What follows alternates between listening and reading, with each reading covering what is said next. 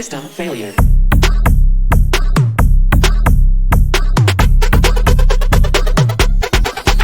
Failure. 안녕하십니까, 라스카도르입니다. 자, 오늘은 BMW 전기차 i5를 타고 전기차 EV3 시승회를 가려고 합니다. 오늘도 그냥 브이로그 형태로 그냥 봐주시면 될 것 같아요.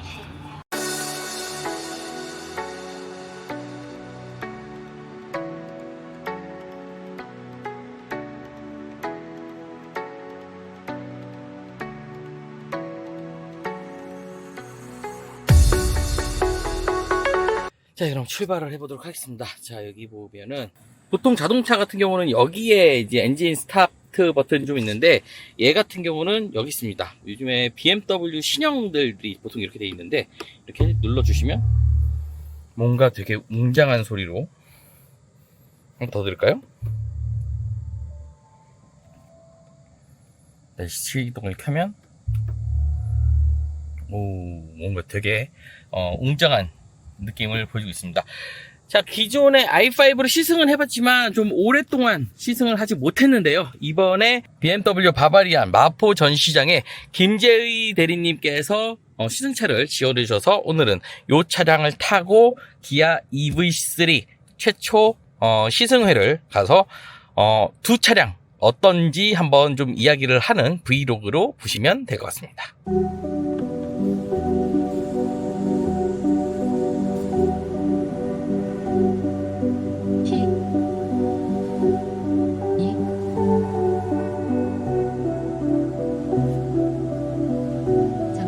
비가 계속 오다가 오랜만에 날이 개었습니다. 그래서 날씨가 생각보다 괜찮은데 생각보다 더워요. 그래서 33.5도를 보여주고 있습니다. 근데 되게 특이한 게 중앙에 송풍구가 없는 것처럼 보입니다. 근데 바람은 여기서 나와요. 여기 요 틈에서 이렇게 나오고 있는데 송풍구를 위로 아래로 조절하는 부분이 별로 없습니다. 아시는 분들은 아시겠지만 신형 5 시리즈 같은 경우는 요 밑에 송풍구 조절하는 게 있습니다.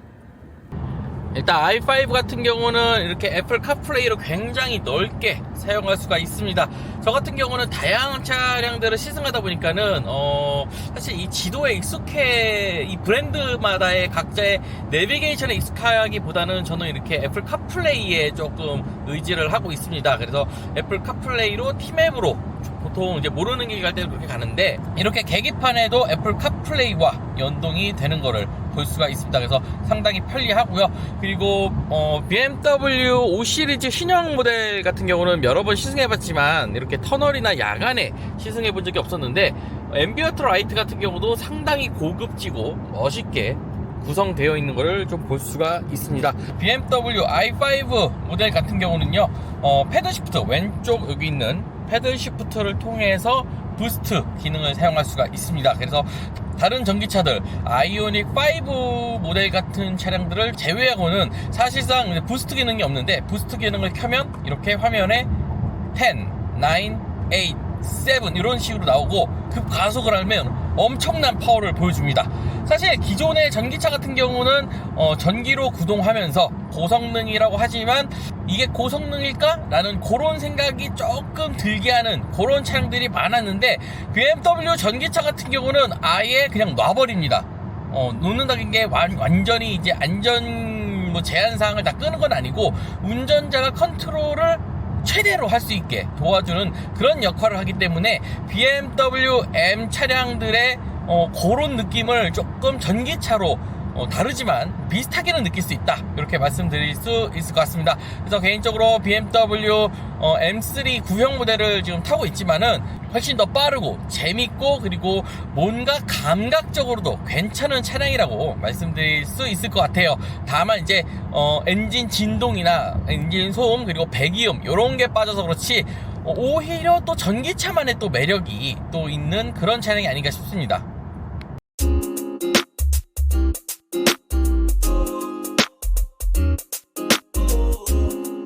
그동안 고성능 전기차를 많이 타봤습니다. 폴스타2 퍼포먼스라든가 뭐 아이오닉 5N 같은 경우를 타봤는데 BMW i5 같은 경우는 이 스티어링 휠 두께감만 놓고 본다면은 가장 만족스러운 그런 차량이 아닌가 싶습니다. 그리고 요즘 신형 G8부터 이제 M 휠 같은 경우는 약간 요런 느낌으로 들어갔는데 요런 느낌도 스티어링 휠에 적용이 되어 있습니다. 안전상의 문제 때문인지 모르겠는데 요건 금속은 아니고 요 플라스틱이고요.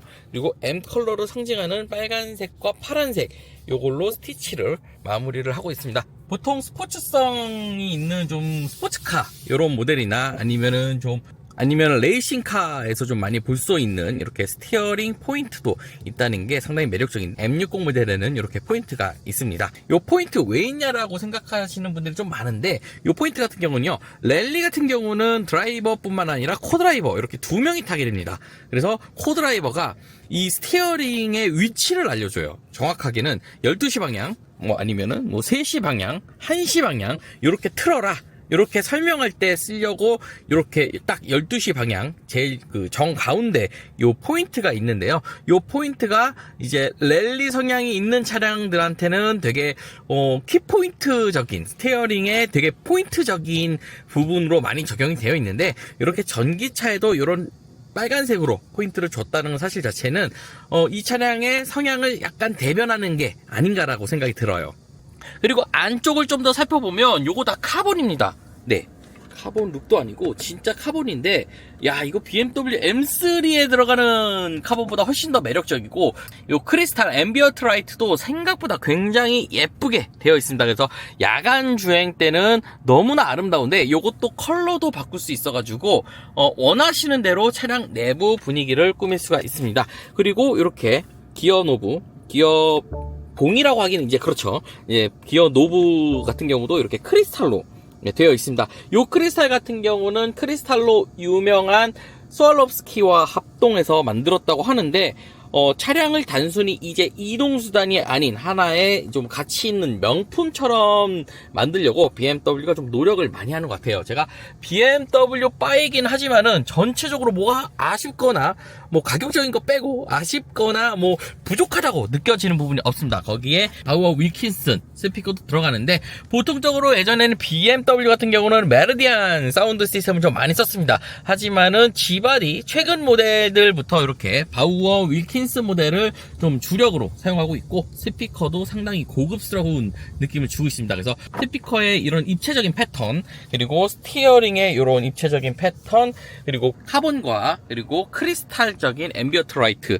그 다음에 기어 변속기하고 요 다이얼까지 통일감이 굉장히 좋고요. 실내 만족도나 시트 포지션에 대한 부분, 그리고 이 차량이 BMW 5시리 기반으로 만들었기 때문에 실내도 상당히 넓습니다. 그래서 패밀리카로도 좋고 스포츠성 모델로도 상당히 괜찮은 모델입니다.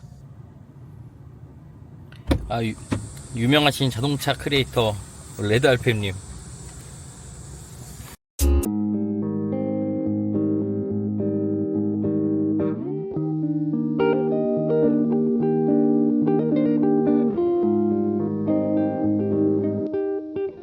여기는 갤러리아 폴의 상가 지하 7층입니다. 주차장 되게 좋다. 되게 넓네. 넓던 데고. 다양한 인플루언서들 차량이 여기 주차되어 있고요. 안녕하세요. 안녕하세요. B15 어디죠? 네.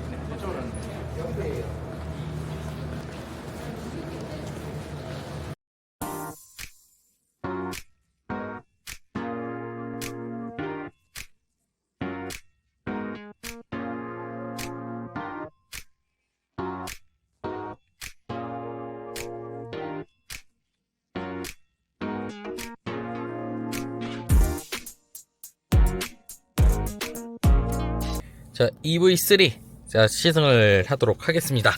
자, 총 547km 갈 수 있다고 하는데 이 차량 일단 맥스 뭐 704 뭐 이렇게도 뜨긴 합니다. 하지만은 일단 95% 배터리에 547km나 간다고 합니다. 그리고 내비게이션은 현대 순정 내비게이션을 사용할 예정이고요. 목적지가 38마일입니다. 요거 38마일이 남았다는 게 아니라 야, 나 누가 이거 마일로 바꿔놨나 했더니 그 카페 이름이 38마일이에요. 그래서 일단 EV3 이렇게 주행을 할 거고요. 어느 정도 주행을 하고 제일 유명하신 이 레드 RPM 님과 함께 이 차량을 좀 떠들어 보도록 하겠습니다.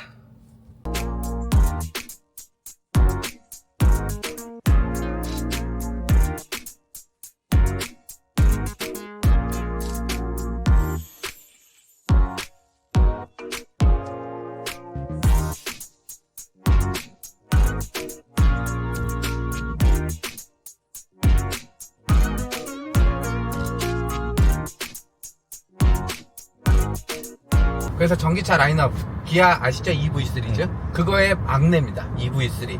그래서 전용 전기차로 나왔는데 하나의 차이점, 형들하고 차이점이랑 얘는 전륜 구동이에요. 그러니까 플랫폼 자체도 어느 정도 개조를 해줬을 거예요. 네. 그러니까 오리지널 EGMP라고 할 수는 없겠지만 어쨌든 EGMP. 그래서 생기는 장점은 뭐냐? 배터리 용량이 무려 롱레인지 기준 81인가 그래요. EV6가 84점 몇이거든요. 맞아요. 그럼 3바퀴 차이가 안 나요. 올라간 게 그것도. 그래서 무려 1회 충전해서 500km를 주행을 할 수가 있습니다. 이게 두 번째 포인트입니다. 근데 말이 500km라고 하지 정말 운전을 잘하면 자 모니터를 보시면 맥스 618이라고 돼 있습니다. 지금 그리고 배터리 용량이 89인데 저희가 출발할 때 720주행까지 떴죠. 720. 네, 720까지 보여줬던. 근데 얘가 먼저 맥스. 운전해서 좀 나쁘게 만들어. 이게 전기차 타시는 분들은 알 거예요. 운전 스타일에 따라서 주행거리가 차이가 많아요. EV3는 가격, 그리고 주행거리, 배터리 용량. 이게 가장 핵심입니다. 그리고 이제 주행감에 대해서 저희 둘이 얘기한 거는 저희도 오늘 처음 차를 탔어요. 그리고 지금 성수동에서 춘천까지 가고 있거든요. 30km 정도 운전했죠. 네. 첫 번째는 대용량 배터리가 들어가다 보니까 차는 작잖아요, 상대적으로. 그러다 보니까 고속 안정감은 상당히 좋습니다. 반대로 얘기하면 묵직해요. 차가 무겁다는 게 느껴지는 정도. 그럼요. 그래서 그냥 일반적인 승차감도 되게 몽실몽실합니다. 승차감도 되게 두리뭉실해요. 그래서 그냥 편하게 도심 주행이라든지 어느 일정 거리를 이동하는 데 있어서는 크게 불편함은 없을 것. EV6나 EV9 타시는 분들도 이거 타면 승차감에 대해서는 편하다라고 느끼실 것 같아요. 아래 체급이라고 하더라도. 차가 무거워요. 근데 차는 작아요. 작은데 무거워요. 근데 높이가 SUV라고는 하는데 약간은 박스카에 더 가까워요. 그러니까 상대적으로 EV9보다 EV6보다 높은 건 아니더라도 차가 작다 보니까 그 높이에서 오는, 그리고 무게에서 오는. 그래서 차선을 이렇게 바꾸게 들어가면요, 앞이 같잖아요. 이렇게 자연스럽게 그냥 차선 변경하실 때는 크게 상관이 없어요. 앞 가고 뒤 와요. 근데 이 상태에서 조금 속도를 내볼게요. 고속도로니까. 이 상태에서 속도를 내다가 여기서 이제 뒷차랑 좀 거리가 있어요. 차선 충분히 바꿀 수 있는 경우입니다. 이 상태에서 이렇게 바꿔볼게요. 그러면 이제 왔어? 앞이 들어갔어. 그럼 이제 뒤 왔어? 아직 안 왔는데? 뒤 왔어? 아직 안 왔는데? 이제는 맞겠지. 그럼 와요. 그래서 약간 그 뒤가 좀 늦게 따라가고 그리고 뒤가 좀 따로 논다는 느낌이 살짝 있습니다. 그러니까 EV6가 맨 처음에 출시가 됐을 때 아이오닉 5도 그렇고요. 전기차의 이 무게감이라든지 이런 걸 좀 견디기 위해서 또는 좀 보조해주기 위해서 좀 하드 세팅으로 갔거든요. 좀 단단했었어요. 근데 페일이 되면서 얘네들도 약간 몽글몽글해졌거든요. 얘는 처음부터 그냥 몽글몽글해요. 그러니까 스포츠 주행을 할 수 있는 서스펜션 세팅은 아닙니다. 하체 세팅도 아니고 그냥 일상 주행하시고 제가 처음에 차선 변경 보여드렸던 것처럼 그렇게 주행하시는, 거기에는 전혀 문제될 거 없고요. 뭐 IC에서 조금 더 과격하게 나는 헤어핀 딱 찍고 들어가겠다. 제대로 찍고 들어가겠다. 아니면 이건 하시면 안 되지만 나는 칼치기가 주전문이야 하시는 분들한테는 네. 적합한 차는 아니에요. 근데 그거 제외하고 그냥 저희가 말하는 일상, 그리고 조금 그걸 벗어나더라도 큰 문제는 없다. 그래서 결론은 EV6나 EV 시리즈에서 보여줬던 상품성은 그대로 가져가면서 가격적으로나 주행거리에 있어서는 꽤 만족스러운 전기차가 등장한 건 확실합니다. 요건 팩트예요. 이거는 저희가 확실하게 말씀드리고 수가 있어요. 3천만 원 초중반 또는 옵션별로 다르겠지만 중후반이 되시더라도 가격적으로 내가 이걸 잘못 샀나 하실 부분은 없을 것 같아요. 그런 부분에서는 괜찮을 것 같고, 또 막상 주행거리가 너 500km 넘어간다는데 뭐 그게 뭐 조그만 차에서 그렇게 중요해? 막상 전기차 주행해 보시면 이 주행거리의 압박감이 상당합니다. 그럼요. 400km 넘어가면 약간 든든하고요, 500km 넘어가면 약간 뭔가 또 갖춘 듯한 이런 느낌이 있는데, 그런 부분에서도 충분히 만족하실. 그리고 새로운 기능도 되게 많이 들어갔어요. 저희가 처음 타는데 어떤 기능인지 저희도 정확히 모르겠습니다. 맞습니다. 저희가 EV 시리즈 정말 많이 탔거든요. 근데 얘는 요런 데는 다 EV9 있잖아요. 네, 완전히 EV9인 게 계기판이 하나로 합쳐진 것도 합쳐진 거지만 이렇게 중앙에 공조장치, 요게 사실 EV9에 처음에 들어갔던 거잖아요. 근데 요게 처음으로 들어가고, 아직 현대자동차에서는 이런 게 들어가는 게 없고 기아자동차 EV9, 그 다음에 EV3에서만 들어가고 있습니다. EV9에서만 쓸 수 있던 걸 EV3에 쓸 수 있어. 이거 좋은 거지. 그럼요. 걔는 얼마야? 7, 8천 하죠? 그쵸? 레귤러 그렇게 했을 때 7, 8천 하잖아. 얘는 3천 얼마잖아요. 그러니까. 그런데도 불구하고 거의 비슷한 기능을 가지고 있고, 사실은 있을 건 다 있습니다. 스티어링 휠의 느낌은 조금 다를 수 있어요. 그리고 재질에 대한 부분도 있지만은 어차피 뭐 드라이브 모드 되고, 음량 조절 되고, 그 다음에 뭐 반절 주행 되고, 이런 모든 기능들을 다 활용할 수 있기 때문에 가격대 성능 비로는 상당히 괜찮은 모델이라고 생각합니다. 뭐 드라이브 모드 바꿀 때마다 뭐가 서스펜션 세팅 막 이런 건 없어요. 근데 기본적으로 EV3에서 해왔던 거를 얘도 입혀줬기 때문에 기본적인 상품성은 평균 이상을 합니다. 그리고 전기차 저희가 솔직히 말씀드리면 현대 기아가 잘 만들어요. 국내에서 타시기엔 더더욱 그렇습니다. 네. 방금 전에도 이야기를 했지만 대충 봤을 때 사실 살짝 뭐 기능이 빠져있다 라고 이제 체감적으로 느끼는 거는 이 디지털 룸미러예요. 디지털 룸미러 같은 경우는 EV6 페이스리프트 모델부터 적용되고 EV9 모델은 아직도 없습니다. 아직도 이 디지털 룸미러가 안 들어갔기 때문에 EV3에는 차량 가격 때문에 어쩔 수 없이 안 들어가겠지만, 이 부분 제외하고는 전체적으로 앰비언트 라이트를 보시면 상당히 뭐 좀 있어 보이려고 굉장히 노력을 많이 했어요. 근데 이렇게 이 뒤쪽으로 보면 잘 안 보이는 쪽에는 끊겨 있고, 그 다음에 이 사이드 쪽 같은 경우는 이렇게 그 다음에 이 컵홀더 쪽, 이게 지금 영상으로 봤을 때는 좀 있어 보이는데 이게 실제로 보면은 살짝 라이트가 부족해요. 하지만 이 차량 가격대 전기차 중에서 뭐 요 정도면 나쁘지 않다라고 생각이 됩니다. 그래서 저희 둘의 결론은 뭐 시승 행사고 뭐 정해진 조건에 의해서 저희가 타는 거긴 하지만 짧은 시간 타는 거긴 하지만, 저희가 평가한 EV3는 전기차는 비싼데라는 걸 좀 타개할 수 있는, 타개할 수 있고, 저는 개인적으로 EV3 모델이 지금 3천만 원대잖아요. 그리고 EV6는 6천만 원대란 말이지. EV9 같은 경우는 풀로 때리면 9천만 원이죠. 그러면은 EV2나 EV1 같은 경우로 1천만 원대에서 2천만 원대 이런 전기차도 생각보다 괜찮게 만들 수 있지 않을까. 캐스퍼 일렉트로닉이 나온 것처럼 그 녀석이 이제 EV1을 대응할지 EV2를 대응할지는 모르겠지만 저가형 전기차도 굉장히 잘 만들 수 있다, 이런 거를 보여줄 수 있는 차량이 바로 EV3가 아닌가 싶습니다. 그리고 이렇게 SUV 스타일 다 요즘 이렇게 스타일이잖아요. 세단 원하시는 분들도 있잖아요. 그럼요. EV4가 출격을 대기하고 있어요. 그럼요. 그것도 기대해 주시면 좋을 것 같고요. 자, 여기까지 기아의 순수 전기차입니다. EV3 전기차 간단하게 만나봤는데요. 영상 유익하셨다면 좋아요, 구독 눌러주시고, 저는 레드알핌, 저는 라스카도였습니다. 감사합니다. 감사합니다.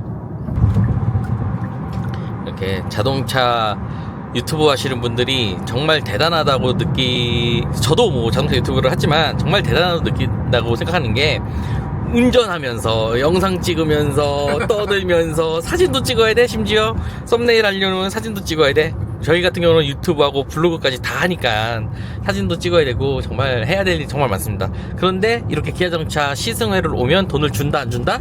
안 준다. 안 준다. 저희 돈 안 받습니다. 네, 안 받습니다. 차라리 내가 현대 기아에서 돈 받고 진짜 글 쓰고 영상 만들면은 진짜 제 손에 장을 집니다. 진짜. 대신 저희도 할 말은 할 수 있습니다. 네. 그러니까 그런 게 있죠. 네. 이 차가 별로다. 그럼 저는 별로다라고 얘기해요. 물론 르노나 뭐 이런 브랜드 몇 개의 브랜드들이 있어요. 그래서 할 말을 하면 그냥 잘리고 차를 안 주는 회사들이 있습니다. 뭐 그런 회사, 그러니까 현대 기아는 그런 회사가 아니기 때문에 저희가 안 좋다라고 하는 부분들도 다 경청하고 그거를 어떻게든 좀 개선하려고 좀 노력하는 브랜드긴 해요. 하지만 돈은 안 준다. 그러니까 이게 대중적으로 잘못 알려진 게 현대자동차나 기아자동차가 많이 팔리니까 점유율이 높으니까 그거에 대해서 더 타이트하게 관리할 것 같잖아요. 그렇지 않아요. 맞아요. 그런 네. 부분에 대해서는 되게 유해요. 네. 그리고 받아들이는 그런 피드백이라든지 수용 능력에 대해서도 현대나 기아는 적극적으로 해줍니다. 맞습니다. 그러니까 저희도 할 말 할 수 있고 대신 저희도 뭐 금전적인 대가를 받은 건 아니니까. 그럼요. 네. 대신 저희가 지금 타고 있는 이 차 기아에서 제공한 거 맞습니다. 그럼요. 기회에서 줘야지 뭐 이걸 우리가 뭐 돈을 살 수가 없잖아요. 이 차를 다 사서 리뷰할 수는 없으니까. 그럼요, 맞습니다. 네. 제공, 광고 이건 맞는데 저희도 할 말은 할 수 있다. 그래서 차량 시승차 같은 경우를 제공을 해주시면 보통은 이제 전기차는 좀 애매한데 내연기관 같은 경우는 기름을 좀 가득 채워주세요. 가득 채워주고 그게 끝입니다. 그러니까 그 기름까지 사용하고 어쨌든 차량 반납까지만 하면 되는데 전기차 같은 경우는 충전이 만약에 안 되어 있다. 그러면은 제 돈으로 제 사비로 충전해야 되는 경우가 좀 많고요. 그래서 오히려 뭐 톨게이트비나 아니면 뭐 이런 촬영을 위해서 뭐 기타 소요되는 비용은 실비 처리도 안 되고요. 저희 비용으로 다 나가고 있습니다. 근데 요거 왜 하십니까? 근데 돈 안 주는데? 차가 좋아서. 아 진짜 차가 좋아서 진짜 돈 안 받고도 하고요. 그리고 사실 유튜브라는 생태계가 나오기 전까지는 자동차 블로거셨잖아요. 그렇죠. 저도 그렇고 저도 자동차 블로그고 지금도 저도 자동차 블로그가 메인이지만 사실 유튜브라는 생태계가 나오면서 크리에이터들의 역량이 좀 높아지면서 이제 비용적인 부분들이 하나씩 생기고 있습니다. 근데 그 전까지는 정말 좋아서 한 분들이고 정말 열정적으로 하는 분들이기 때문에 좀 자동차 크리에이터 분들 영상을 보시고 정말 아닌 거에 대해서는 뭐 댓글을 아니다라고 써주시지만 뭐 그런 거 아니라면 좀 좋게 조금씩 남겨주시면 감사드릴 것 같습니다. 여기 생각보다 수익 창출이 없어요. 없어요. 나 진짜 저 솔직히 말해서 제가 2,700명 구독자 가지고 있는 자동차 유튜브 채널 같은 경우는 제가 나중에 공개해드릴 수 있는데 한 달에 한 2만원, 25,000원에서 3만원 들어옵니다. 그거 제 한 달 톨게이트비가 시승차 때문에 쓰는 톨게이트 비용이 정말 많이 쓰면 한 10만원 정도 쓰거든요. 근데 톨게이트 비용도 안 나오는 그런 비용으로 하고 있으니까요. 레드알팸님 유튜브 채널도 구독과 좋아요 많이 해주시고요. 제 채널 같은 경우는 1000명도 안 돼서 지금 수익 창출도 안 되니까요. 좀 구독과 좋아요 좀 해주셔서 수익 창출에 조금 도움을 주시면 감사드리겠습니다. 여러분이 많이 봐주시면 네. 저희 삶에 도움이 됩니다. 아, 도움도 되고 그리고 퀄리티가 좀 더 올라가겠죠. 이게 뭐 일반적으로 하시는 분들도 있지만 이 시간적이요. 또 비용적으로 이게 드는 게 사실이에요. 그러니까 이걸 해갖고 돈을 벌겠다는 게 아니라 저희는 말 그대로 전문가도 아니고 일반 소비자 입장에서 차를 조금 잘 접할 수 있도록 열심히 노력하겠습니다.